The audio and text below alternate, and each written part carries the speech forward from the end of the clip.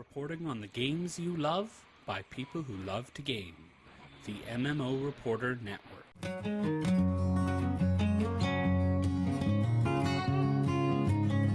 You're listening to The Happy Hearthstone. This show is brought to you by Doghouse Systems. Choose your weapon with Doghouse Systems. By Audible.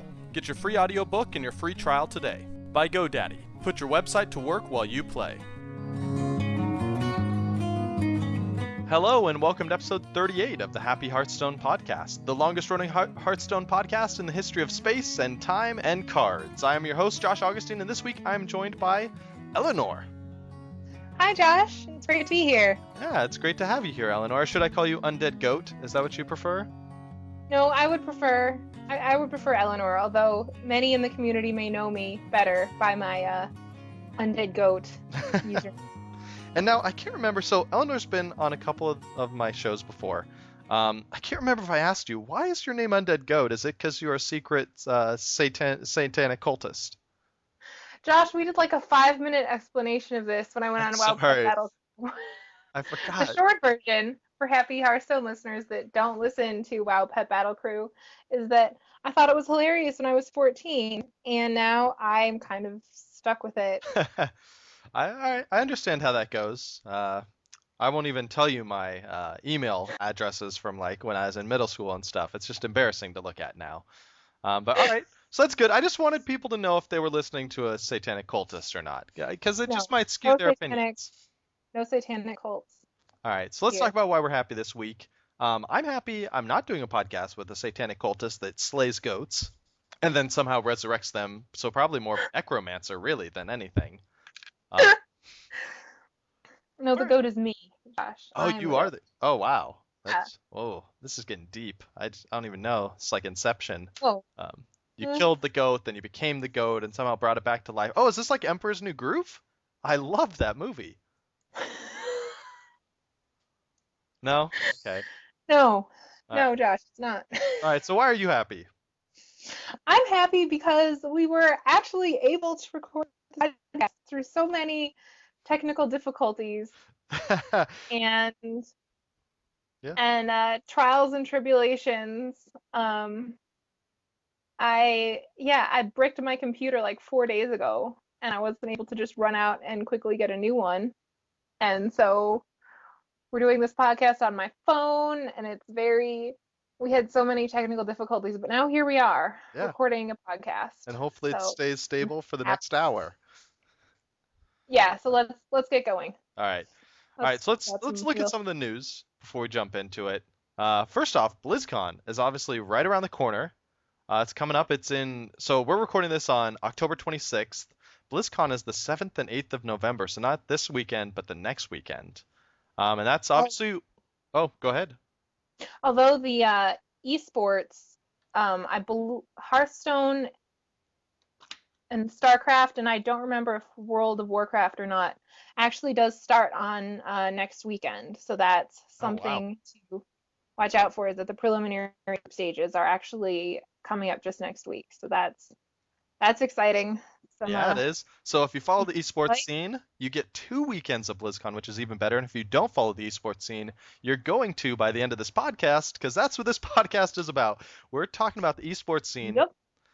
Eleanor follows it a lot more closely than I do. So she's coming on. And obviously, if you don't know, there's a huge tournament coming up at BlizzCon. So I wanted to make sure that... Yes. So I wanted to make sure that myself and anyone else that listens to the show that doesn't follow the esports scene super closely kind of knows everything going into it, so you can get excited about the people you're going to see playing on stage at BlizzCon for all the big monies. But a couple other news before we jump into it. They finally gave an announcement on Android, Hearthstone for Android. Do you want to talk about that? Yeah, they recently just announced that Hearthstone for Android tablets should be out before the end of the year, and that they are working away on it'll be the same interface as the iPad and the Windows Touch have right now, and then the phone for iOS and Android version of Hearthstone is supposed to be out in 2015, which I have been so excited for the phone version since probably like the third day I was playing Hearthstone.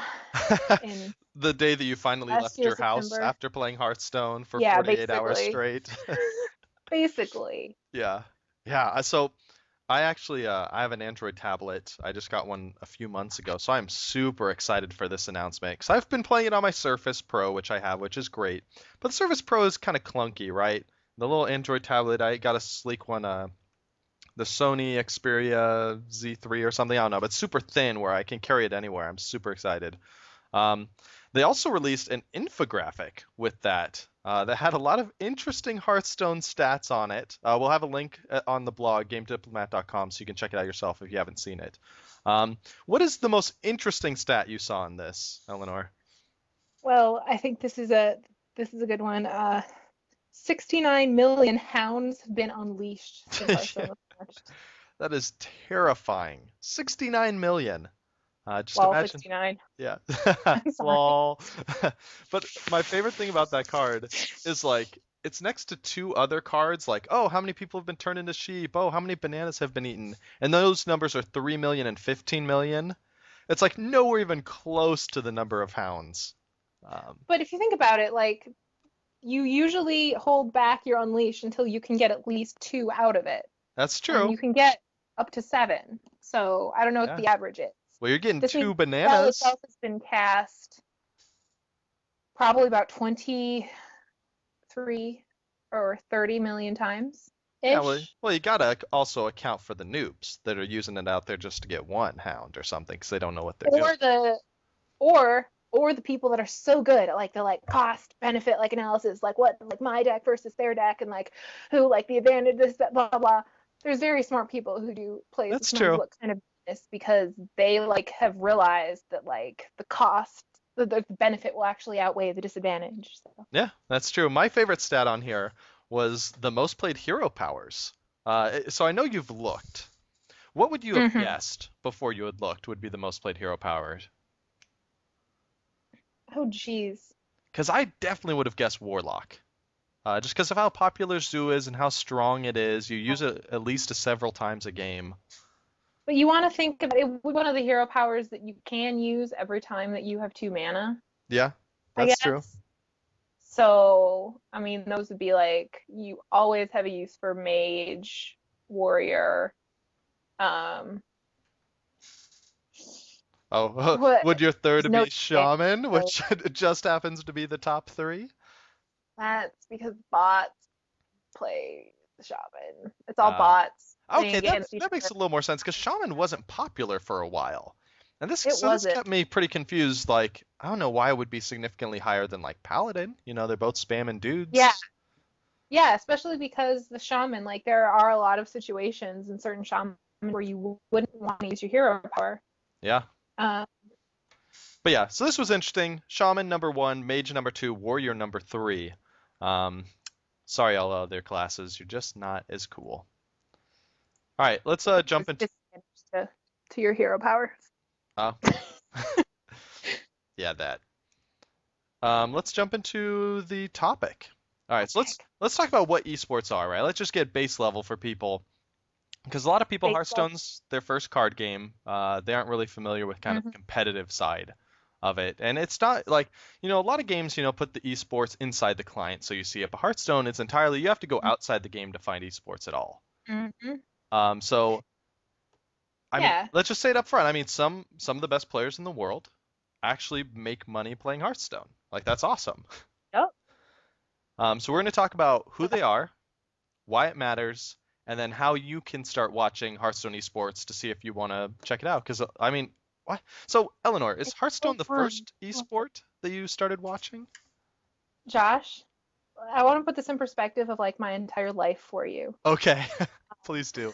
Start Just with like when you just like were an infant. rewinding. Well, I was born in 1989. Then, so fast forward to now when I'm 24 years old, and I could say that Hearthstone is literally the only sport I have like ever followed or cared about in my entire life. Wow, Or not. wow, We're not really sports people, yeah. and I'm Do you not really even? super into the other sports games like League or Yeah. StarCraft. So Okay, so what is it about Hearthstone esports that finally drew you into the wonderful world of sports? Wonderful world of sports. Well, so I was well, the very first like the day that like the beta launched, Mhm. I hadn't really watched like very much streams before, Mhm. but I went and started watching Hearthstone streams and I got pretty into them. And then like a week later, I got my beta key, but I still was watching Hearthstone streams. So instead of And then, playing the game, you were watching other people play it. yes, um, I may have spent more. I probably spent more time watching Hearthstone than playing Hearthstone, actually. That Also, is but like you that's have to like watch while you do other things, so yeah. that's like something to consider. That I've watched a lot of Hearthstone in my sewing room. I've watched a lot of Hearthstone like in the break room at work, where I can't play Hearthstone on my phone yet. Yeah. Things like that. But yeah, and then a couple people was the iHearthU was the first to do a really kind of televised match. Like there was tournaments going on and so forth, like open tournaments. But the iHearthU started doing some televised matches, and I had been I don't know, following Artosis as a Hearthstone Mhm. stream guy. And I started watching and he started casting these matches, and I started watching them. And last year I was watching BlizzCon, and I was like tweeting and Skyping about it, and then I don't know, I just kept watching, I guess. I started to Okay. like care about like the personalities, and Yeah. I just find Hearthstone, like personally I find that I learn a lot about how to play Hearthstone from watching other people play Hearthstone, which because like it's such a mental game, Yeah. but it's also like engaging and like visual and like fun to watch. Like if I'm trying to convince somebody to come play Hearthstone, I make them watch me play. Yeah. So, It's a pretty game. yes. All right, so I got some questions for you. We're gonna get into like specific streamers and kind of help people find Mhm. people that they want to watch. But before we get into Yeah. that, I just want to talk about a little bit about just kind of general how Yes. Hearthstone esports work, right? So how many hmm like pro level, I put that in quotes because I don't really know what that means exactly, what I'm hmm asking. How many pro level Hearthstone players are there? I would say that there is definitely probably okay in terms of humans around the world that would consider themselves a professional Hearthstone player. Not necessarily people that have sponsors or teams, but people that kind of like are considered as pros. Mm-hmm. I would say there's definitely hundreds, if not like Hundreds. Okay. thousands. Yeah.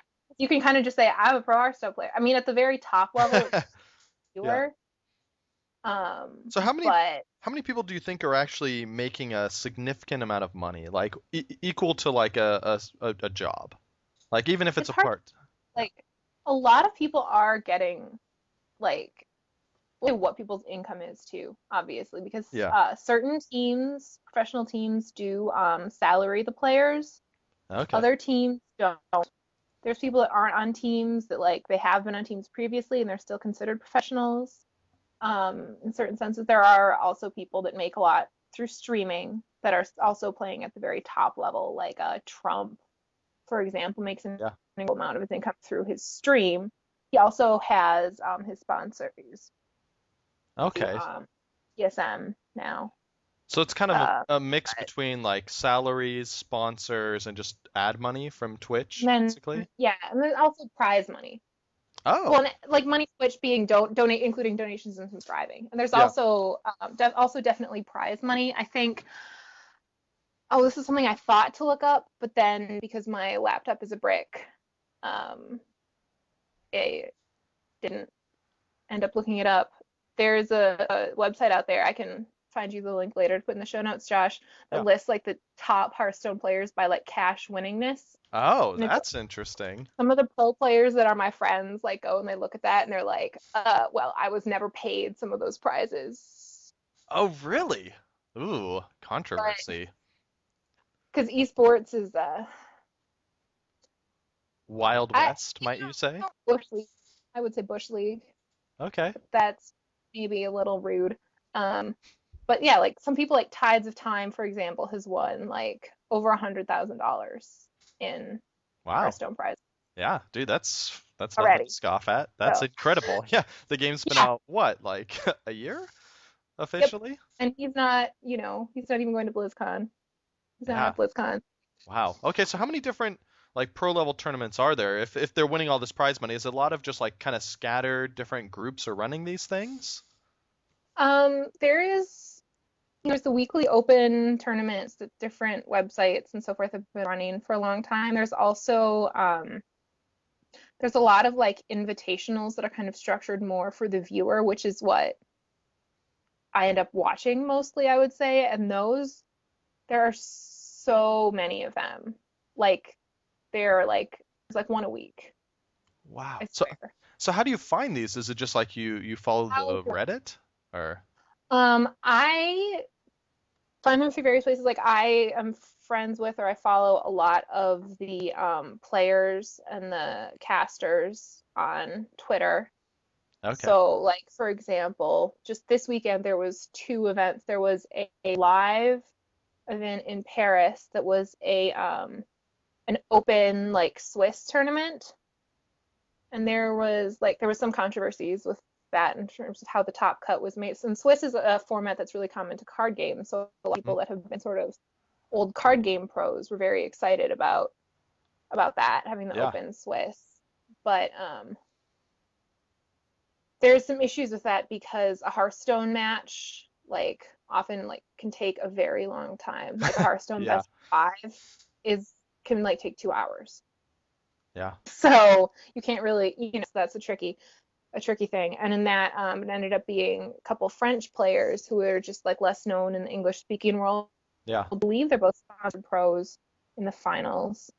And then there was also an invitational going on this weekend, Battle of the Best. Sweet. I like it. Uh, Bob. Catchy acronym. I Okay, didn't so even we're think of that. Anyway, getting ahead of myself. But the point is, you can find you, I actually have an entire like links list later on in the show notes for like yeah. different resources you can get into if you want to find tournaments and so forth. But there's something almost every weekend if you just go and like um, browse Twitch. Often you can find something. So Very cool. Yeah, so like Eleanor said, there is an absurd number of links that she has put into this article, which so is many. awesome. So many. So we're gonna have all that on Game I to used to Diplomat. have my own entire show about Hearthstone esports, and Oh. now I'm trying to like do the beginner level of it in 1 hour without swearing on Josh's podcast because Blizzard stole Areno'd my co-host, sadly. So Aw. Well, that stole means you're Areno'd. doing good stuff. All right, so yeah, so all that'll be on the blog. We won't keep mentioning like all of these links. Just know that whatever we're talking about, Eleanor has a link for it in the show notes. You can just go there and find all the stuff we're talking about. If there's a link that we don't discuss, maybe we'll mention it. But Yeah, that's true. Or if there's a link that we don't discuss and it's not in the show notes, I'm sure you can contact Eleanor and she will find it for you. Or contact me and well, yeah, if it with my exists, we can find it. yeah, All right, it's so really hard to find things on the phone. there are, Sorry. okay, if your computer ever gets fixed. Hmm. All right, so there's a couple other things in here that you wanted to talk about. You mentioned like kind of a history of kind of the Western scene and the global scene. What's that? What's that about? I dipped into it a little bit when I talked about how I got into Hearthstone since I've been Hmm. around since the beginning. One of the older things that people may remember as well that have been around for a long time is that the now defunct ESGN TV had their like fight night Yeah, invitationals that were pretty fun and things like that. And at first, because there's still no observer client in Hearthstone, for a long time everything was pre-recorded. hmm, Now people have been moving a lot more towards live events, although, both of these have problems where you can't participate if your computer's not good enough. yeah, But then it's also kind of like we think of as like a Western or global scene, the one that's like in the English language. hmm, But then in terms of, Brazil, France, Spain, Italy, Russia, Korea, um, these like huge markets where people have like high English language skills are like different, but we're like, oh, a global like Western scene that we're in because it's got people from the US and some people English from East Asia and these from Eastern Europe where they speak English like yeah. interesting, interesting thing. Oh, And I think people, yeah. So the brief history of the scene is that it's cool and big now, but it used to be like, I guess. Yeah, I mean that's not dissimilar from most esports, right? Like most, like Hmm. obviously Korea is kind of famous for, being super into esports, and Russia usually has a big esports scene as well. It's cool to kind of see it spreading and kind of being adopted more widely over here. Um, Yeah. And it's also interesting too because like other card games, I guess, like the competitive scene is structured very differently. hmm In terms of like, because in Hearthstone, the only thing that you have in the client is better, and then the ability to challenge anybody who's battle tagged, and that's all the tools that you have. There's no like tournament lobby, which a Yeah. lot of other card games have. There's no way to construct a private tournament for your friends and stuff. So these large scale Swiss tournaments will frequently end up literally crashing the websites that they're trying to use to do brackets. Wow. Because everyone's And checking it. Yeah. yeah, exactly. And like Battle 5 this weekend, for example, and they had to. It was very sad at the Gamers Origin Cup. Like, okay, Battle 5 went down. Stop, stop looking at it. Stop everything. Stop. Yeah. It'll No, be. shoot. uh, Okay, just everyone go to bed and come back in the morning. Yeah. I mean, that's one of the things I'm most excited to talk about. So, Hmm. spoilers, the next show we do for Happy Hearthstone is going to be me interviewing some of the devs at BlizzCon, which I'm really excited about. And that's one of the things I'm going to talk with them about. Kind of, obviously they're putting a lot of effort into esports with these big tournaments they're doing at BlizzCon. I want to see what kind of, well, how much effort they're putting into, getting the in-game tournaments set up and the observer mode and all that sort of stuff, or if they kind of like, third-party people kind of taking over that and providing those options. So that will definitely That's be what a they're working next in episode. observer mode.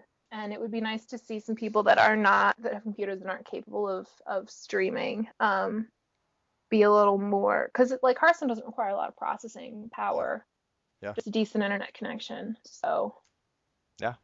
All right, so let's talk about the World Championships at BlizzCon, because that's what I'm most excited about, because it's just around the corner, and I want to know what's mhm. going on. Um, so, I mean, how does it work? What's the format? You mentioned Swiss is really popular. Is this using that? No, the format for BlizzCon. Well, first, actually, let's go into match format. Mm-hmm. Format of the individual matches, because I haven't discussed that yet. Yeah. So last year at BlizzCon, the format was a best of 5 where you bring 3 decks, and they have to be of 3 different classes because if they're the same class, like what counts as the same deck and what's a different deck. Yeah. So 3 decks of 3 different classes, and then the best of 5, and then when you lose a game with the deck, that deck is out, and you have to switch decks. Um, and that's been a popular format for a while. Um, Recently, people have been experimenting with it again because there's kind of some issue. Basically, like there's a lot of randomness in Hearthstone. There's a lot of randomness in any card game, and certainly the formats a lot of players, especially feel are the best formats, Mm-hmm. are the one are is like if the format itself raises the skill cap. So like if you and I sit down and have a best of 1 Hearthstone battle, like it doesn't tell us a lot about who's the best player Yeah. because like one of us could have got very unlucky, right? Mm-hmm. So that's kind of where the whole best of 5 and like the bringing multiple classes comes in. And a lot of other card games, there's like cards that can be sideboarded in. I know is that one of the Wizards of the Coast is technically copyrighted at terms, so no other games can really use it, Oh, but really? I Yeah. think so. But I know what you mean. Wizards, That's basically but yeah, you have like additional cards you can get Yeah. in Hearthstone. Like nobody's really running tournaments on that scale. It's all kind of with deck switching, Mm-hmm. which is interesting. But anyway, this year at BlizzCon, match format is going to be where you bring 4 decks, and then your opponent vetoes one of your decks. Then you play a best of 5. Oh, so you have to So that show them all way, ahead of time. yeah, Wait, yeah. do So they you have to actually say get to like what look at the class you want to pick. cards, or they just No, know you have a mage say your deck? class lineup, Okay. and then they ban like one of the decks. So like especially a lot of classes have multiple viable decks right now. It's a really interesting time in the metagame. Like the most extreme example is Warlock, which has both like a zoo Yeah. and a handlock, but there's also like in mage there's freeze mage, and then there's different kind of like mid-range and control secrets mages that have been very good lately. um Rogue is mostly Miracle, but there's not always things like that. So then another aspect of the strategy of this is like hiding your decks. So it's like the advantage of going 3-0 over going 3-2 is that people aren't seeing your decks. Yeah. So it's a fun thing. And then the tournament format for BlizzCon is going to be a double tournament, which I guess comes from StarCraft.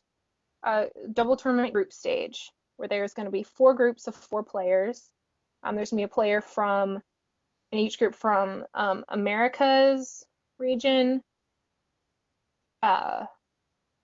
Europe, mainland China, and then Korea or Taiwan in each group. And then the format is so there's like 2 games that get played, and then the winners of each game play each other, and the losers play each other. And the winner of the winners game goes on to BlizzCon. Okay. To the top 16. So there's Or the people top. from all the different regions that's gonna end up at BlizzCon. Very Yes. cool. So some of them may not even speak English. Is that true? That is definitely true. Very cool. Actually they've been looking on social media for anybody to translate for Mandarin Chinese. So Oh, really? late to get on Yeah. that train now, but Oh man, see, I'm really excited I about saw that. post on Twitter and Facebook. Yeah, there's obviously the Korean players I don't think they have very strong English. Although BlizzCon obviously has Korean translators because Korea is so dominant at StarCraft. Yeah. There's one of the Europe guys is Italian and his English is very terrible. Europe qualifiers. I was like, I hope they bring an Italian translator for him. They're probably not going to think of it because I'm sure somebody there is thinking about it because they're like this is the most important part of their job. Yeah, so I'm really excited about this because these are the sorts of people because I know Trump and Artosis and stuff like that are kind of English streamers that I've seen here and there, but these are the sorts of people that I just never would have looked up on Twitch because I just don't know. Yeah. I'm really excited to see these guys play and hopefully hear kind of what they have to say through translators if need be or by themselves if they can. There's like 2 people that have been like prominent English language streamers before they qualified for BlizzCon are qualified, and everybody outside of that is more of an unknown. That's great. I love this format that No, allows. that's not. Sorry, Firebat. I was being very rude to you. Okay. You're probably known. He's probably not going to listen. See, I'm really excited about this format because I like getting in these people based on skill, regardless kind of whether they're popular. Because so many of the other tournaments that I have seen is okay, let's invite the 10 most popular streamers. And most of them are good, and some of them maybe are better at deck building than actually playing the game and that sort of stuff. But this is just pure brute. Who has done well in these tournaments? Let's get the most talented people in the world together. And certainly there's people that are invited to things people that are invited to things because they're good. There's people that now they're top streamers, but they first got known for doing well in the game for All right, so how much money is on the line at this tournament? Money on the line at BlizzCon. I believe the total prize pool is $250,000. Nice. Wow. Yeah, that's a good paycheck. Yeah, so the grand prize for number 1 is 100,000, and everybody that's qualified, the top 16 gets 5,000, and from there it's kind of spread out. Yeah, looks like second place gets 50,000, and then 15,000 for the next group and 7,500. I mean, that's a decent chunk of change. That's pretty awesome. Yep. Very cool. All right, so we're gonna have links to all sorts of stuff where you can read up about the tournament, where you can watch it, more specifically, and when it's going to be active and when you can watch it. All that's going to be on the blog. But let's talk about real fast before we're going to tell you about some pros, right? And kind of tell you why you. A few individuals. Yeah. Maybe help you decide, pick one you want to start watching just to see if you like it. But let's talk first. Why should anybody watch the pros? Because I know there's people listening out there that are like, oh, this is so dumb. Why would I watch someone play a game when I can play a game? Or even if I can't play, why would I want to watch them? So I'm posing that question to you, Eleanor. Let's say that I am an a disbeliever in esports and streaming. I just don't like this stuff. Why should I watch these people play a game? Well, the as far as watching streams go, a lot of people do like sort of structure their streams to be educational. Like there's Hmm. somebody like, for example, well, kind of like his brand is that his stream is educational, and that he discusses why he does what he does. Mm-hmm. Personally, I watch a lot more tournaments than streams, especially lately, and I think that a really cool thing about tournaments is that there's often like discussion going on between different casters and different players, and but the sort of, I think I jumped ahead of myself here. So first off, the reason that you should pay attention to people that are playing this game like as a job, playing it 8-10 hours a day, is that they just have like more time to figure stuff out than you, and they may have strengths in the game as you as well. Like I started making a list of different ways that you can get at Hearthstone, and then I realized like the list became like giant, just like immediately. Yeah. There's different things to it. Like you can do theory crafting, which is like what we do when we look at cards that are very underutilized or that have never been, or that are, potential in the future. Yeah. Cards, like basically everything you did on this show before the game was released, probably going to theory crafting. There's like rules of thumb and memorizing rules of thumb, like how to position minions and shaman, I think would definitely kind of fall under being rules of thumb to memorize. There's kind of understanding like your deck like really well, and like getting inside it and understanding all its matchups and like its mulligans against different things. And so it's like somebody's a specialist with a class, like Amaz with priest. It's very good at that. There's also choosing like a line of play and kind of sticking with it. Just kind of like, if you should have done something, if you think, oh, maybe I should have done that, but you didn't do it, and now it's too late to do it, like think of a reason why you didn't do it and keep going. Yeah. Kind of what that is. There's choosing and adapting, like creating a deck for like the metagame. There's creatively adapting to new and weird situations, which is always super fun to watch. And then there's like really understanding the game, like old situations based on observation and statistics, and like maybe the common like knowledge is wrong. You're kind of push against that. So probably like any one individual listener of this podcast may be strong in one or two of those areas. And so just watching a stream and watching somebody that plays on like a different basis, or just talking to your friends, they're going to bring factors in that to you. Mm-hmm. And then if you're going to go watch a tournament, there's often going to be multiple casters. These, are individual people that a lot of people that cast Hearthstone are also currently playing it on the pro level. So they're going to have different strengths and kind of different opinions and different knowledge. And a lot of like live events, especially more informal ones, like the one that was very good recently. Hearthstone Esports changes really rapidly, so if you're listening from the future, like you probably don't want to go and like watch all these VODs that I've found links for to put in the show notes, but you may. But anyway, there was one recently, the Seat Story House Cup, which like was kind of a house cup. It's in an apartment style set. There was a lot of people there. There was 2 streams, and a lot of players are rotating into cast and like bringing kind of different perspectives on the game. Yeah, the casters has been the most valuable part Yeah. for me when I watch, just because it's interesting. Like I watch the streams mostly for the educational stuff, like you mentioned, like where they explain what they're doing. But it's also interesting to see the casters kind of be like, okay, well, he's doing this because he thinks he might have this one card. Oh, but he doesn't have that card. So this is going to play really well into it. And you just get like this kind of larger perspective going on, knowing both hands and what each player is doing at the same time. It's really cool.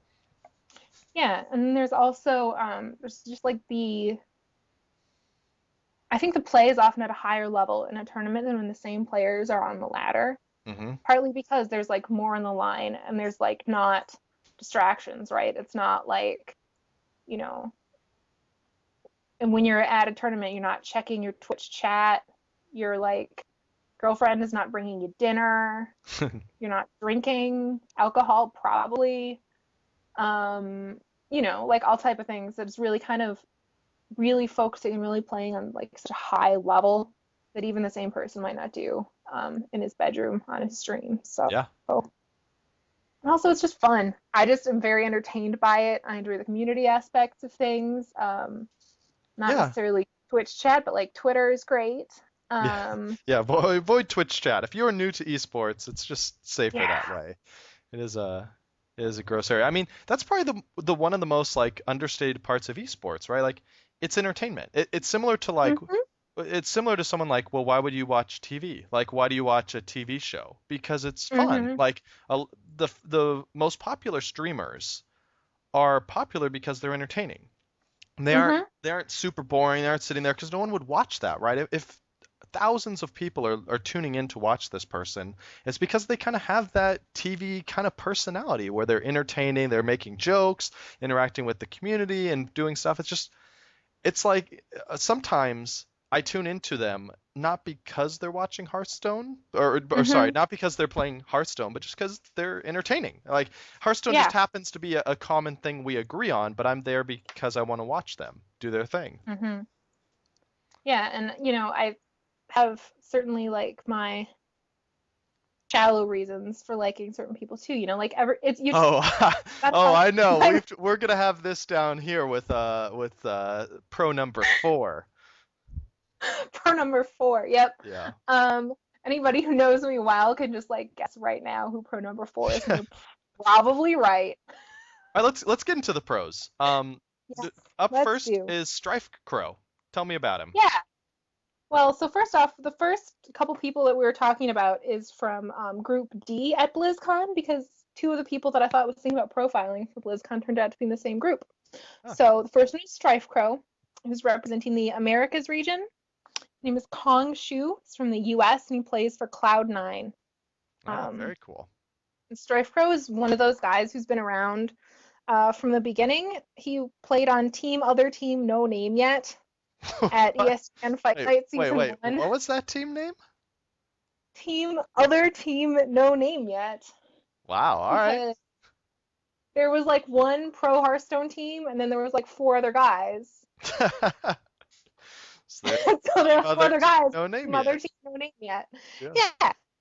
Um, Yeah. and Let's be honest. That's also part of the fun of esports, right? It's still kind of like it's on the internet, right? It's like you're not going yeah, to see a sports team like a football team isn't going to come out with that sort of name. You get lots of kind of internet humor and memes and stuff like that, which is fun.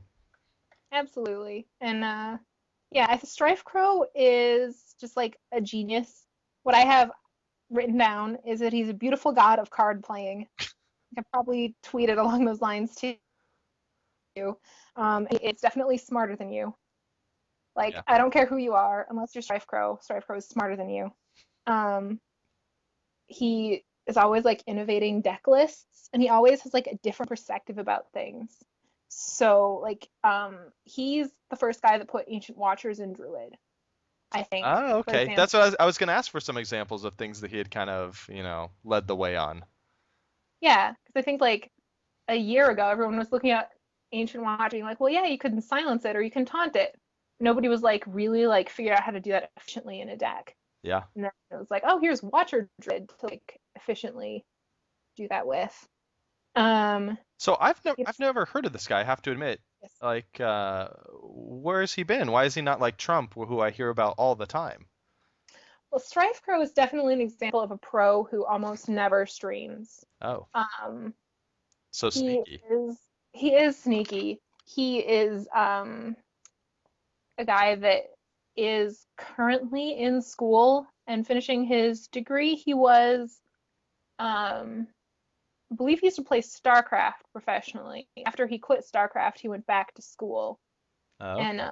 Hearthstone, I think, goes a little bit better with being in other esports. Hmm. Although certainly there are people who have quit school because of Hearthstone. Um, but anyway, yeah, he's always like, sometimes he'll just like take a season off. Like in the summer, he took a couple seasons off, I think, and like didn't really play, and then just kind of came back with like some genius new invention. He went on some So like summit walk and meditated for a while, and just these deck lists came to him. yeah, exactly. And it's like whenever you can find something that he has to say like listen to it because it will be genius. All right, so But you have a Twitch TV link I do have a here. Does he stream there, or just like very rarely, or does he just not stream now? he streams very rarely. Like Okay. he's a person that's never like made his income off of streaming. Yeah. A lot of Hearthstone players kind of choose to stream in part because it helps them. They believe it helps them get invitational invites. Yeah. But Strife Crow does not need to stream to get invitational invites. He be. Okay. But yeah, like he. I have a link to some games that he played in for the show notes. I might try to cast it as well at the Seat Story Cup 2 recently because he had some very interesting things to say on the casting couch that like other people that might have better radio voices like were not offering insights on the same level. So Okay. Very cool. Yeah. So for each of the pros we talked about, we'll have links to recent games, their Twitter info, their Twitch info, so you can talk with them, follow them. So I got two questions for you about Strife Crow, and actually I'll ask this for all of them. okay. Why should I root for him in BlizzCon? Is it just that he's smart, and so like if I think I want the smart person to win, I should root for him? Well, he's just like great. I Okay. don't know. Just a great guy. He Just a just great sort of guy. seems like some yeah. Why you root for somebody is super personal. Yeah. You know, like I've got my reasons. Like most of the people that we're talking about right now is people that I root for on some extent or other. Hmm.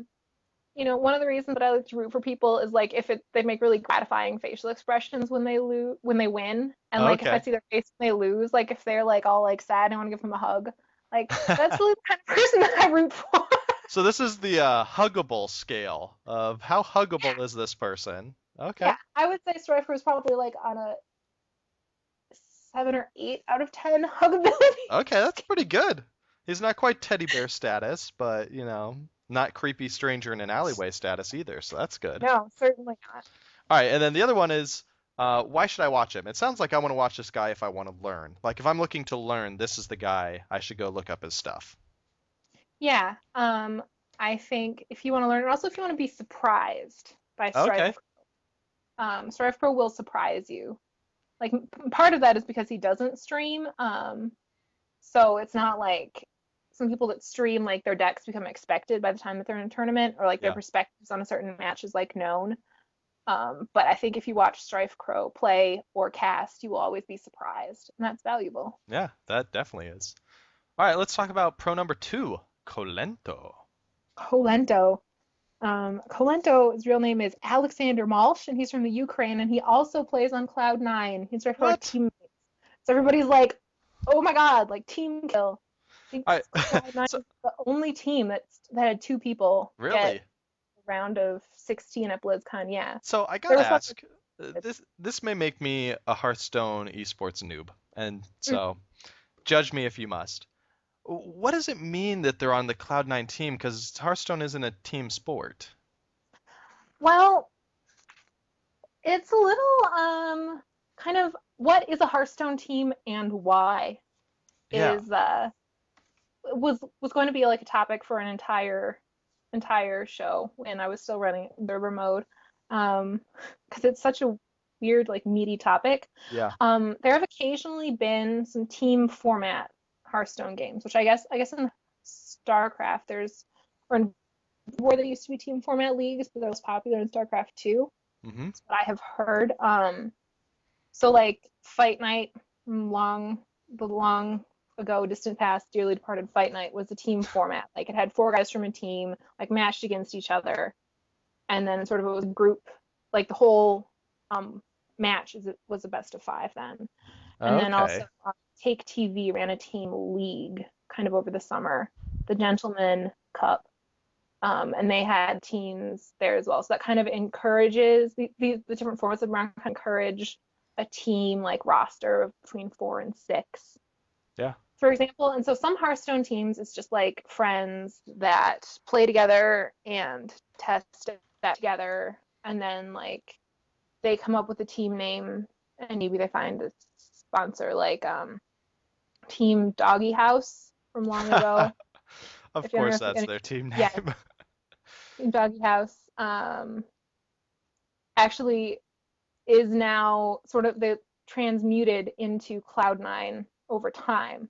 There's only 2 of the original members of them at BlizzCon. They picked up Strife Crow, Kalento, and Hafu when Cloud9 picked them up. Interesting. But yeah, so that was kind of, and so some Hearthstone teams like really kind of like practice together a lot and like talk together a lot. Like Tempo Storm, for example, like I know that those guys practice together a lot. And that's another team that kind of was created out of Hearthstone. Like Raynad, who was the owner, did some independent wealth, and he was able to live with his parents while he was getting his stream off the ground and things like that, and really able to like turn it into like a Hearthstone only group. And there's a lot of other boards out there that are picking up Hearthstone players, and then you get sponsor deals, various, it depends, you know, you have to wear a jersey and then you get a free keyboard or various, you know, things in those lines. Yeah. So interesting. Okay. Kind of what a Hearthstone team is, I guess. All right. So what's Kalento doing on his fancy Hearthstone team? Doing on his fancy Hearthstone team.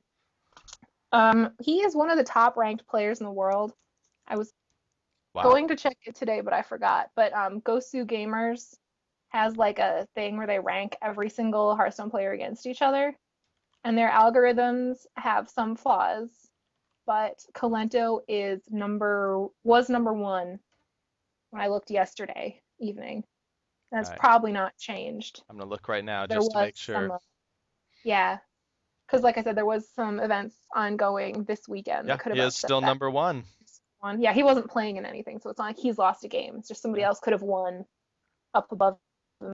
Number 1 ranked player in the world. He's getting number 1 legend for a long time. He wasn't participating in these like live events that kind of show people's personalities at first because they were having some trouble getting him visas from the Ukraine. But that hasn't been an issue recently. So I think part of that is just people organizing things more in advance. Yeah. In order to get people visas. But so he's really kind of, and Kalento is a guy, like he is one of the like streamers in English. He is kind of a guy that you'll often, like if you just go like to browse Hearthstone streams, you'll often see him at the top if he's playing. He's been a streamer for a while. He invents a lot of decks too. Like a Sunshine Hunter he invented, which was what does that mean? I have not actually heard that. Sunshine Hunter is like the first hunter deck that put the high mains in. First like mid-range, like the spring. Okay. And like he invented one of the first good Miracle Rogue decks, I think. Things like that. Like so he's super, super smart. Okay. Always inventing things. So is he always like super exasperated. So like no, like the face that he makes if somebody says dumb is pretty great. So all right. Is he usually kind of explaining his choices, or are you watching him to learn, or just kind of okay? He's somebody that you watch to learn, I think. Again, like I haven't been watching a ton of streams lately. Yeah. And when I was watching more streams a couple months ago, I was hanging out in the chat room, so I was mostly hanging out in streams under 1,000 or streams where I had mod, which Kalento's channel is neither of those for me. So because he's usually like up in the 10s or like up in the 10,000, 12,000 range. Wow. Not like on a mod level, but like up there. So yeah. Okay, and then so you got 2 other people here. Are these the 2 other players in Group D? Yes, these are 2 other players in Group D. Okay, I like this. That like Group D is going to be all right. That's the group I'm going to focus on. I feel like I'm going to like know all these players. I'm excited. Yeah, it's going to be the group that everybody's going to focus on because it is the 2 most famous players. Yeah. But so the mainland Chinese player in that group is Run and Gun, whose his real name is Zhang Li Cheng. And he was featured in OGN, had a Korea versus China Masters. They did a couple series where they had like Korean player in the round of 16, every match was a Korean player versus a Chinese player. They had a couple series that he was featured on one of them, and he did pretty well. Because it's such a memorable name. Yeah, it totally is. I love that name, Run and Gun. Yeah, like the Chinese scene is one that's kind of like more insulated and hasn't had a ton of like communication with the Western world. So Yeah. um, it'll be a fun one to see. So And then do you think, or do you know that like China has like a different meta going on? Like, are there going to be different popular decks that you think he's going to take because they're kind of insulated? the Chinese play a lot of zoo. Okay. Apparently. There was a big like kind of invitational event recently where a lot of like Western popular players were invited to go to China, Mm-hmm. uh, WCA, and so they kind of had some, a few of the Western players, like Amaz, for example, Yeah. like Western player, but like he lives in Hong Kong. He speaks several kinds of Chinese, I think. So a lot of the Chinese players apparently actually are I think this is Chinese players. They're actually able to make decks on the North American and EU servers and Oh, like make cool. accounts. Quite hard to like game like kind of from mainland China is the main one that you can't do. Like if I go into my drop down in my battle.net client, like I can make an account on the Asia server that's basically just Korea, Taiwan, Yeah. and Europe server, I can just like go make those accounts, but I can't go make a mainland Chinese account. So they come and like play because fewer people are putting a lot of money into their Hearthstone accounts in China. So like they're playing like what's the effective cheap deck is more of an influencing factor on the Okay. competitive metagame there than it is in the West, where a lot of people are either a lot of people have built up their to be almost complete, like not just the pros, but also almost anybody that's at Legend is going to have an almost complete collection. Yeah. So they can play any deck they want. So Very cool. All right, and last guy here, Frozen Ice. Do we know anything about him? I know nothing about him. I don't know how Ooh. old he is. I don't know his name. I know he's a dude because my inside Blizzard information, uh, I Oh. asked if there were any girls left, and they said no. Aw. Um, That's yeah, disappointing. but he's from Taiwan. But the Taiwan and Korea was probably like the easiest. I don't want to say easiest, 'cause I don't want to like make it sound like these guys are like bad Hearthstone players, but it's like there's so many people that play at such high level in America's included, actually like all of Asia except for Taiwan and Korea almost. Oh, wow. Like there was actually this was kind of I don't know if you caught this piece of news, but there was a couple Filipino players that had qualified for the U.S. like final qualifiers into BlizzCon, Huh. and they actually were unable to get visas. Oh no. Um, the Philippines is actually probably one of the hardest countries in the world to get a visa to the U.S. from because they have the longest immigration queue. Oh, that's a bummer. So like the embassy just looked at it and they're like, we have no like guarantee that you won't skip out on your visa. It was very sad. Yeah, But that's so yeah, so Taiwan it's kind of more like yeah, there was some like rigorous and like difficult tournaments to get through for Taiwanese and also Hong Kong players, but okay. All the right. population of Taiwan plus the population of Hong Kong is Yeah. less than the population of So I'm California. excited So to see what Frozen Ice does. yeah, I feel like he probably likes the movie Frozen, and that's where he got his name. So maybe I'm gonna choose to believe that. All right. What are some of these other pros on the list? some of these other people. Okay, so I decided I was going to talk about a couple people that aren't qualified to BlizzCon as well, that are Okay. kind of more big like personalities. Yeah. So these are probably Uh, people that players should still watch stream, even if they yeah, don't. Yeah. Cool. yeah, or you know, well, I'll get into it later. I have notes written about it later. All right. Anyway, so one person I'm going to talk about is RDU. His real name is Dima Radu. He is 17. He's from Romania and he plays with the MYM is his team right now. Meet your And maker. he's Meet Maker, yes. Yeah. He is one of the top players in the world, but he is one of these players that the way the BlizzCon qualifiers were, there were certain countries that were and actually US states as well that were ineligible. Oh, Um, wow. Did they and say why that is? well, what it actually was there was a list of countries that you can be from, and then in the US, like so for example, in Vermont, there's like laws against online gambling are written in such a way that if you are sitting in your home playing a video game to qualify for a cash prize competition, it's illegal. Oh, wow. But there was this whole controversy too where RDU and MYM got a Romanian lawyer on the case, sort of saying like why, like this sort of, maybe you're looking at an old Romanian law that's been repealed, and like Blizzard Esports department is not as kind of Blizzard like not as serious about esports as some other companies, and that has like the advantage that they're not trying to push esports onto games that aren't going to be welcoming to esports. Yeah. But it also kind of is got kind of maybe this issue going on. So Greece was another country that kind of couldn't go. So a lot of these guys. I can't even imagine trying to figure out all the legal headaches when you're dealing with hundreds of companies or countries that all have different laws. That's just a nightmare. Yeah. So there was and I guess some other. Well, sorry. There's this like a whole thing. This is the thing. Like I used to have an entire podcast just about Hearthstone esports. Like I could continue to talk about any like of my bullet points for an hour. Really trying not to do because.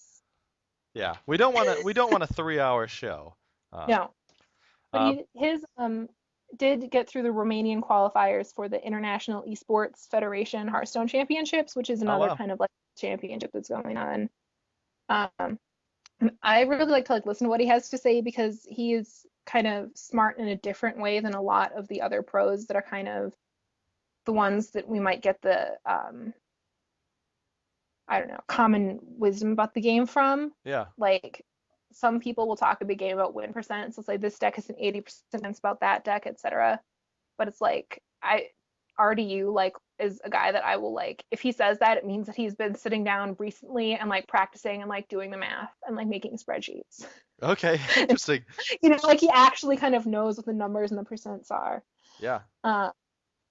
Yeah, and in a card game, that sort of mathematical knowledge and stuff is actually very valuable. Because, I mean, card games, you can't ever win 100% of the time, right? So it's a lot about figuring out what's the best odds you can give yourself each game. That's really cool. I've never actually followed him, but now I'm super intrigued because I am a fellow lover of spreadsheets. I know he does stream. I believe he is still in high school.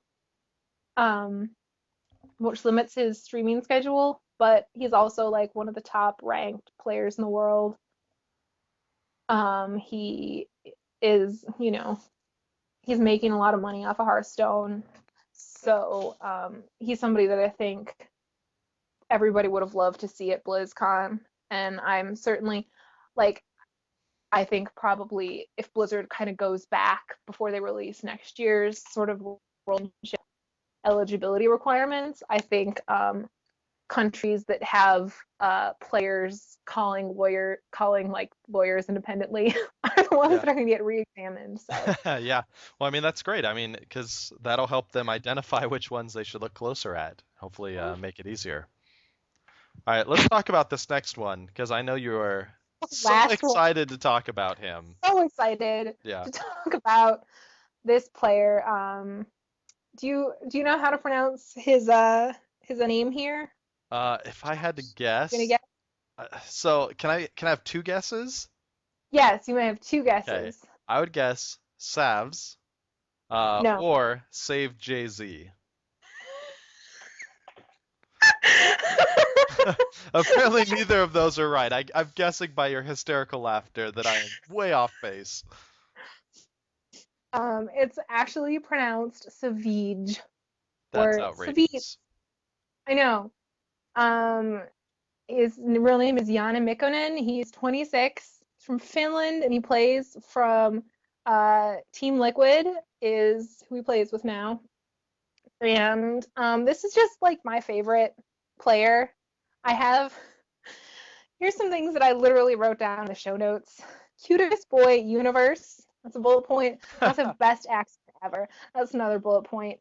And so, I'm sure those two bullet points are not unrelated. No, they are not unrelated. Okay. Although, whatever, doesn't matter. All right. Yeah, let's not get too detailed on these No. bullet points. All right. I So, could get more detail on these bullet points, but I feel that they're the least important bullet yeah, points well, of the entire. it is worth noting, if you're having a hard time getting into streaming and, attractiveness is a factor, Yeah. this might be the one to start with. And the reason that I included this is that it's just like factors is it's just subjective, right? Like Yeah. a lot of the people that I root for, it's people that, for me, it's like people that are cute or people that are my friends or people that I think, oh, I could be friends with that person, especially because streaming is such like kind of an intimate entertainment medium. Yeah. That kind of thinking, oh, I could be friends with that person, like it does kind of Yeah. difference. Well, yeah, So I mean, it's just like movies, right? People are going to see Benedict Cumberbatch movies not only because he's a good actor. it's true. All right. Although, I'm not sure Benedict Cumberbatch would be my first example on that one. I was trying my best, man. I just know some people like him. I can't think of stuff like that. I know like 3 celebrity names, and that's one of them because it's an outrageous name. But all I'm right, so proud. so he's not in BlizzCon, right? No, He's not he is playing. not. Okay, He's that's not. sad. He's kind of not playing. Um, he's not casting either. He was casting the European qualifiers, which was quite good. This is also somebody that's very good at the game, like very smart and very funny, also as a caster, and Okay. so a lot of people that are not native, I don't, this is again a subjective thing, but a lot of those people that are not native English speakers are always pronouncing the silent letters and things, and Yeah. I just really find that enjoyable on a lot of so, Yeah. you know, um, yeah, he's super, and he got it for a long time as well, like the I Hearth You King of the Hill. Mm-hmm. That was like the only show in town. Like he was winning that for I think 4 or 5 weeks in a row. I Wow. want to say. Yeah, and at that time there wasn't anybody making like live shows or reality TV style shows, but he had like the cutest profile picture. So, you know, I've been a fan for a long time of this Okay. guy. So Just you're does. I understand. You don't need to justify it to me. Hey, whatever streams you watch in your free time, Eleanor, that's your business. All Thanks, right. Josh. I'm just such a supportive, accepting person. So I like that you kind of call out that he's like a really good caster, because that usually means he's a really good streamer too. Like he just has a good personality. Yeah, and yeah, he's got a good stream, and he's always like so like excited about things, and like Okay. in terms of like Optimistic, happy. the huggability scale that we talked about, Yeah. like he's very high up on the huggability scale. Okay. See, those are Um, those are the sorts of streamers I like because it's really awkward for me when streamers like get really angry or like frustrated yeah, because it's just like, whoa, man, let's settle down, let's settle down. yeah, But like even people that is like you're my friend and I want to support you. Some of these people, but I can't watch you get that angry. yeah, Not yes, entertainment. yeah, So, and he's really kind of person that'll be like, oh, well, I lost, but I'm gonna breathe and move on, and that's like good. on the stream. And then I actually had some specific games that he played recently that if you're kind of like skeptical about Hearthstone esports and if you're kind of like, well, Hearthstone is like an all RNG, no skill game. I had a couple matches that were very good of his from the Take TV Seed Story Invitational. Because Hearthstone, the thing about Hearthstone is that the metagame changes very, very quickly. Hmm. Um, so kind of you're gonna learn the most from the most recent events. But these is just like play at such a high level that I don't know. I think they're just great television in general. So this is him versus Kalento was one of the matches, then versus Sixo, who is another kind of great guy. Like I could just sit and like profile like Hearthstone players all night, but it would stop being interesting after a while because it would just be me being like, yeah, and then like I really like this guy, and then like this guy is super neat, and this guy's my friend, and like this guy, yeah, boring. It's boring for me to just sit here and talk about that all night. So this is the last player they're talking about. We're gonna move on. We've got links to Twitter and Twitch, all of these kind of like Western or English language streamers that we've talked about that are going to be in the show notes. So, Awesome. So but yeah, really, yeah, I really recommend these games. Just play at such a high level. I think somebody was saying he's playing out of his mind at Okay, the thing, and I think very that's cool. kind of So accurate. I'll So actually put those games at the top of the show notes because if I was getting started, that's like I'd want specific games like okay, which ones are gonna sell me on this. So I'll put those up top so you'll make sure you can find them there and get started. Get started with the good stuff. yeah, All right, and so then you want to talk about casters too, right? did want to talk about casters. I think we've touched on the topic maybe kind of enough. I think the casting, kind of the production, and the like, kind of the things that they say between the gate, before the games, between the matches, I think is a big part of Mhm. kind of what makes different Hearthstone more entertaining than others. So yeah, and a lot of casters are some casters are like very educational, some are very entertaining. I wrote down a couple of my favorites. I wrote down Artosis, who is also cast StarCraft. Mm-hmm. But he's very funny, very entertaining. Nimsh, worst jokes universe is what I wrote, but I mean that in a good way. Is it Um, puns? It's got to be puns. yeah, and Okay. he's not a native English speaker, but his English is very good. But his puns are not on a very high level either. Yeah. Like he was one of the casters in the Gamers Origin Cup that was taking place in France, and he was really focused on how like the French word for fish is poisson, which looks like poison. Okay. Like, jokes about that. Yeah. I was like, it's not. We all Not need a good dad joke. jokes in our life sometimes. That's fine. Yeah, it's true. I mean, he's an older. I don't want to say older, but like for esports, he's ancient. He's in his 30s, and Yeah, he's so making. yeah, ancient for esports is like older He than doesn't. He 14 or doesn't have something. children, but he's old enough to be making dad jokes all day long, I Yeah, guess. Um, awesome. Frodan, he's been around for a long time, and he's one of the few guys that's kind of a Hearthstone caster that's never been a pro Hearthstone player. He's also somebody that came from StarCraft, really kind of like found a niche in Hearthstone. Um, Wheels is a guy that he used to have like most educational stream universe, but he was a pro player for a while, for a long time. But now he also got Stolarino'd by Blizzard, and he works as he's on the game design team for Hearthstone now, actually. Oh, very Um, cool. so he hasn't streamed since he started at Blizzard, but he is going to be doing. He did some casting in the BlizzCon qualifiers, and he's going to be casting at BlizzCon. And this is a true story that I wrote this list before they announced it was going to be casting the BlizzCon Hearthstone, and all of these people are going to be at BlizzCon casting. Nice. So, Uh, so that means you have with excellent taste in casters. I do, and also, I know that my taste is shared with my good friend Rob Wang, who's now working at Blizzard Yeah. and the Hearthstone team. So I feel like that adds something. But Amaz and That's Admirable are also going to be doing some casting at BlizzCon, and they are just guys that definitely like make any match like more fun, like Yeah. bring the hype. All right, And so like Amaz math, there's gonna be Amaz math at BlizzCon, you guys. I'm so excited. all right, so if people are like excited about these casters with you, how do you like do you just follow these guys on Twitter and wait for them to say that they're casting something?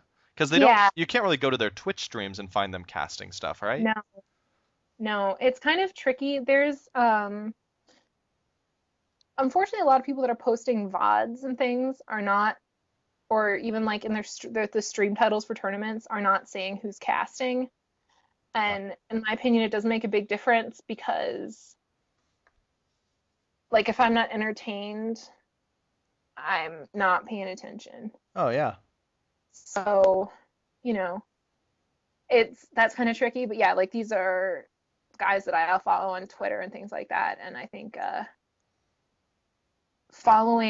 I think Twitter is kind of one of the best ways to like know what's going on right now in Hearthstone. But obviously, Twitter has a big disadvantage if you follow a lot of people. It's very hard to find out what happened more than a couple hours ago. So Okay. Yeah. So, yeah, I forgot what I was gonna say. I was totally I don't know. blanked. That's unfortunate. Anyways, I'm moving on to the next thing in the Yeah. notes. Like I've said a couple times now that I haven't been watching a lot of streams recently, but I think you can also learn a lot from streams. There's Hmm. a lot of people top level. I think anybody that I have talked about right now, there's gonna have a good stream. they stream. I think you can also get like some of the like if you skip the top few streamers, you're Mhm. often going to find a better one. Except for like a Mods, who's always number one. But like I think like some people like Trump and Raynad and Forsen are always right up at the top of the list, and I think you can sometimes find a lot more if you go down to people that have maybe 500 viewers. I'm going to shout out a couple other people that are super super educational or super fun streams that I enjoyed watching in the past few months, which is that Ecop is. Well, he's a guy that gets angry. So everything, it's different tastes, different people.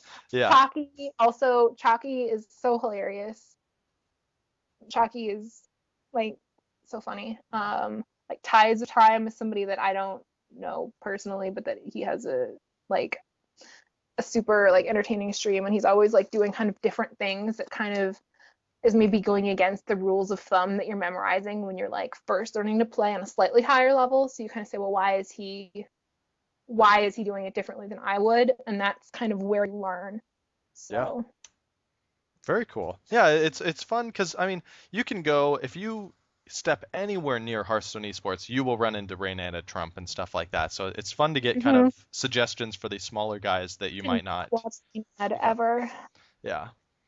So we'll have links to all those as well, those guys. I'm excited about this funny one. What do you mean by he's funny, Chalky? Like he's told jokes the whole time? Or Chalky just has this. It's hard to describe Chalky's sense of humor. Okay. Like he's a funny guy. I don't know. Like one time, I was hanging out at Chalky and he was streaming a Holy Wrath. That's the card, right? Paladin. Avenging Wrath? No, Holy Wrath. Isn't it the card that does the damage? Draw a card and do the damage. Oh yeah. Cost. Wow.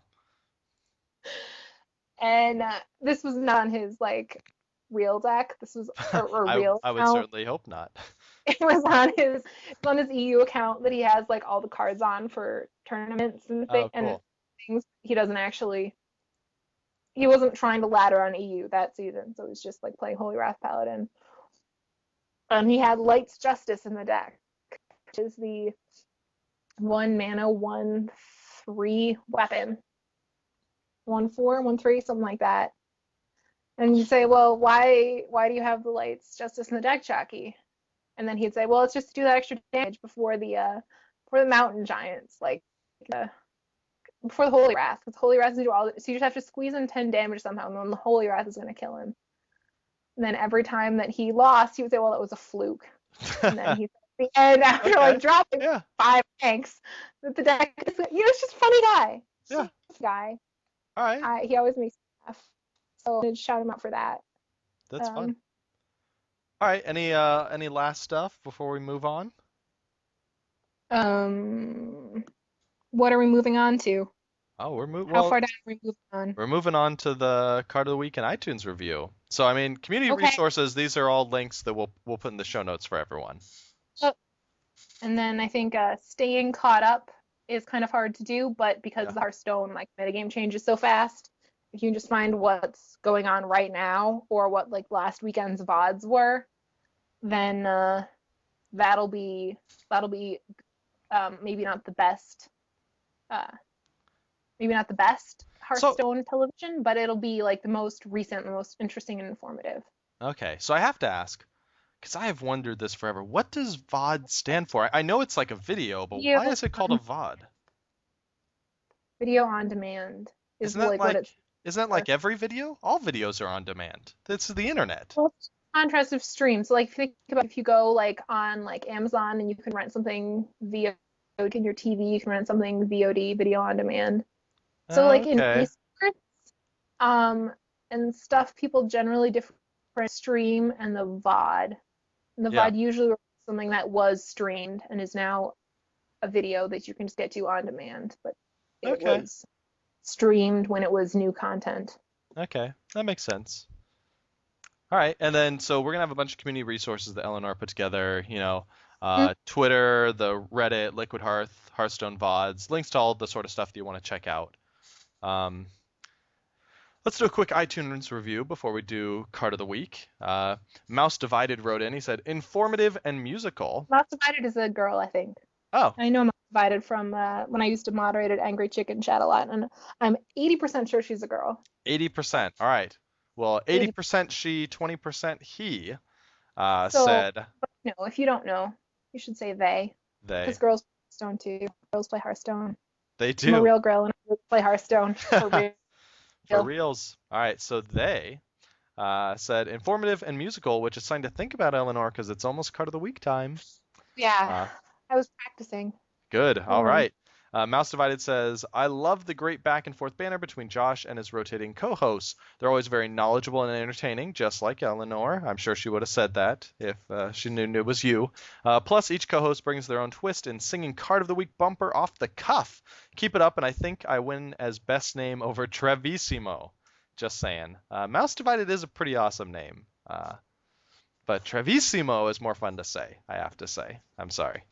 But yeah, it's a cleverer name. How about that? I'll give you that, Mouse Divided. All right, it's time for the best segment of the show. You ready to do your thing, Eleanor? All right. It's the Card of the Week. You just went for the absolute shortest song you could do, didn't you? What? I didn't write an entire song. I just practiced little hooks I could sing. Okay, it's good. It's just write an entire song. No. I just noticed that you only added one word to the required phrase, and technically it could have been 2 words, but you still used a conjunction to put it down to 1. That was awesome. I liked it a lot better. Next time you're in the show, I'm gonna need at least 8 words. Just throwing it out there. All right, Card of the Week. You picked this one out. Why don't you introduce it? Tell us what it is. Yeah, the Card of the Week this week is Duplicate. It's a mage secret, so it's 3-mana like all other mage secrets. The text reads, Secret. When a friendly minion dies, put 2 copies of it into your hand. And it's one of the cards. It was a mage class card that came out in Nax Ramus. Mm-hmm. So why did you like it so much? Or did you pick it because you like it, or why'd you pick it?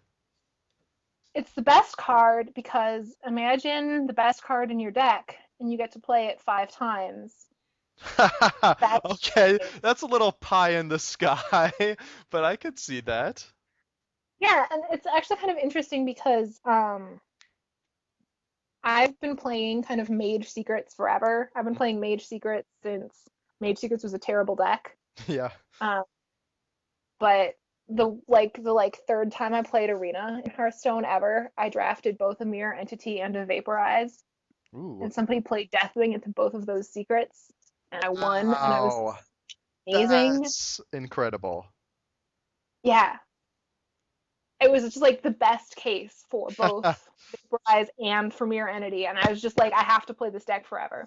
So I'm playing Mage Secrets before it was viable. All right.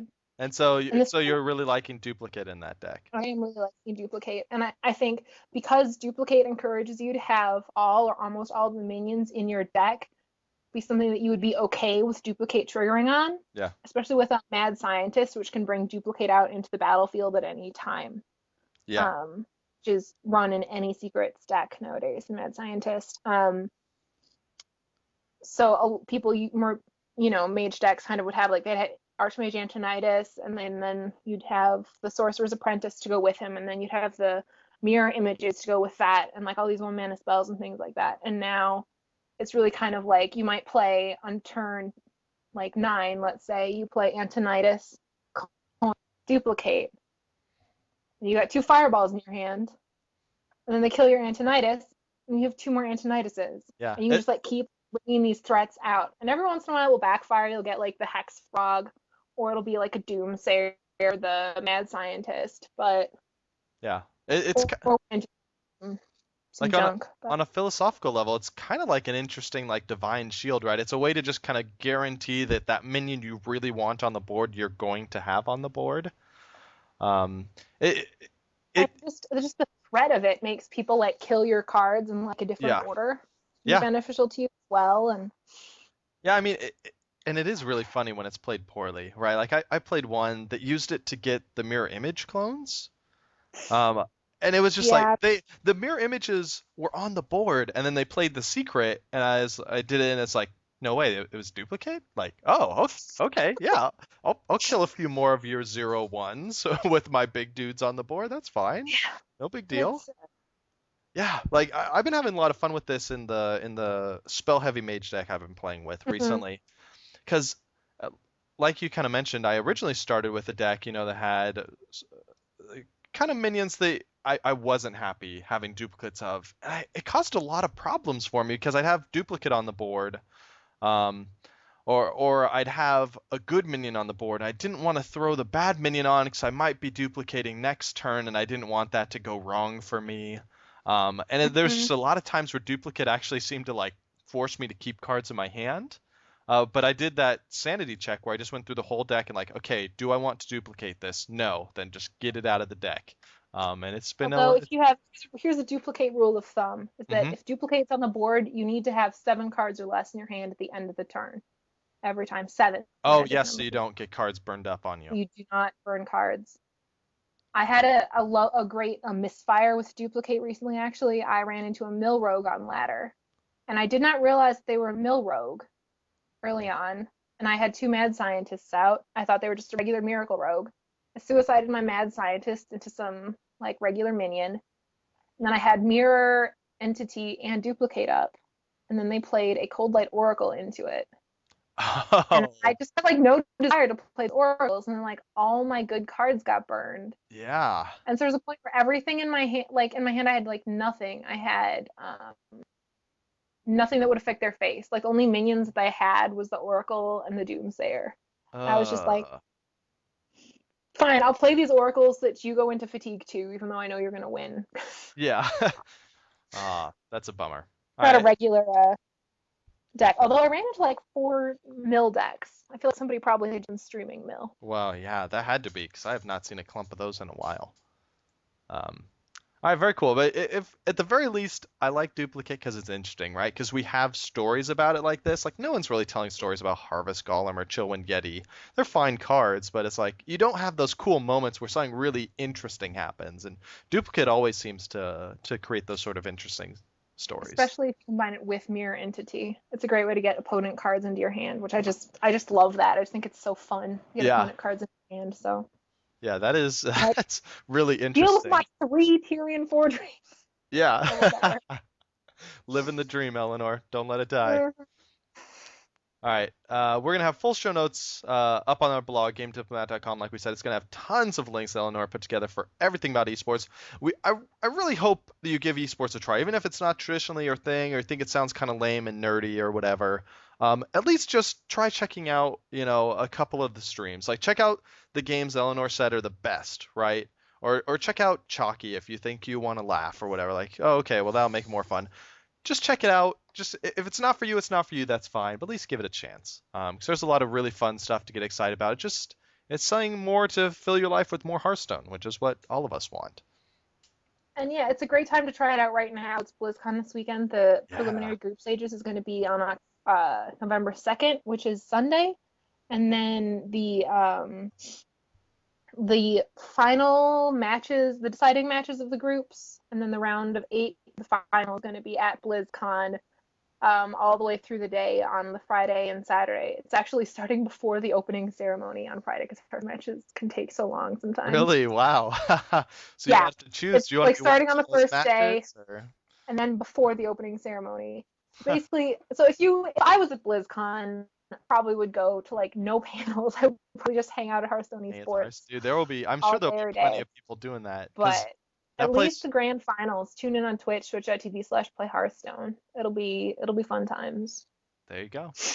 Um, so next week, as a reminder on this, or not next week, but next show, we're doing a BlizzCon interview. So I'm not sure what dev we're gonna have lined up to talk with, or I'm gonna try and track down some of the pro players if I can find them in the audience after they get, knocked out or something, so they may sound depressed.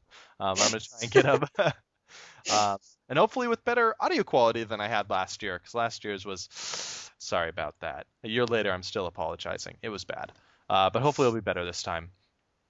And as always, though, we'd love to hear what you thought of the show and what you'd like to see added in future episodes. You can send feedback however you like. We have Google+. There's a great Happy Hearthstone community on there.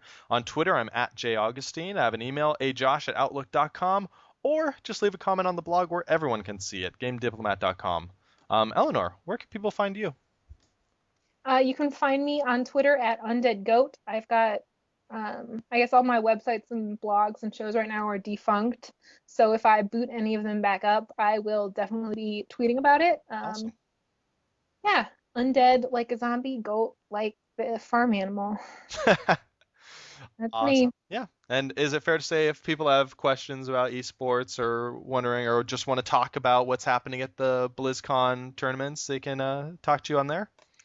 Absolutely, yeah. Twitter.com is a great place for making friends. So Awesome. Eleanor, thank you for coming on the show. This show, thanks for having me. it is absolutely my pleasure. This episode is like 2 weeks late. I know that. I should have said it up front, right? I had the hardest time finding a co-host for this episode. For some reason, nobody could do it. Nobody wanted to do it. I even sent a call out on Twitter. Anybody want to do it? Didn't get anybody. And then randomly, when I was like on the verge of just giving up, I was going to destroy my computer in a fireball. Eleanor just sends me a message. Hey, anytime you want to talk about esports on esports on the show, I'd love to do it. It's like, yes, come Eleanor, let's do it right now. So thank you, Eleanor. You totally saved me. You saved the show. You saved the world. And I'm so happy to just be sitting here talking about Hearthstone esports on a podcast again. Yeah. Yeah, I'm sorry yours got cut short. But hey, anytime you want to come back on the show, talk about esports, talk about anything Hearthstone related, you're always welcome. All right.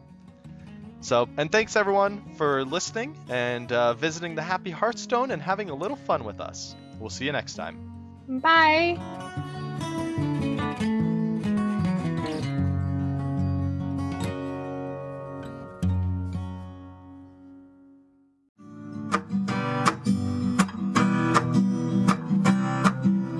Thanks for watching the video, everybody. Don't forget to check out all the other podcasts at mmoreporter.com or by clicking on any of the links here. And please check out our Patreon campaign at patreon.com/mmoreporter.